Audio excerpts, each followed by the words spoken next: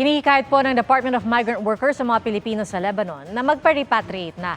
Nakataas ang Alert Level 3 sa Lebanon sa gitna ng patuloy na pag-atake roon ng puwersa ng Israel. Nakatutok si JP Soriano. Sa kuhang ito ng isang overseas Filipino worker sa Lebanon, kita ang makapal na usok sa isang bahagi ng Beirut. May mga sugatang nakahiga sa kalsada. Nakunan din ng isa pang OFW ang makapal na usok matapos ang pag-atake ng Israel sa Lebanon.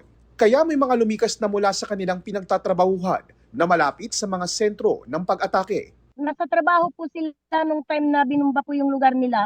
So hindi po sila nadali. Kinupkup ko na lang po sila sa amin for the meantime kasi po nininervyos po sila eh. Ang amo ko naman very helpful naman po siya sa mga kapwa natin kung kailangan nila ng tulong. 100% po na tumutulong din po naman sa amin. Ayon sa Department of Foreign Affairs, aabot sa 14,000 Pilipino ang nasa Lebanon. Nakataas ang Alert Level 3 doon. Ibig sabihin, hinihikayat ang mga Pilipinong sumama sa mga repatriation efforts ng gobyerno pabalik sa Pilipinas. Sana po ay tapusin na po yung giyera at saka sana po matapos na para wala na pong masaktan na any foreigner po lalo po ng mga OFWs. Kailangan po namin talaga magtrabaho din dito. Alam niyo na po ang hirap ng buhay.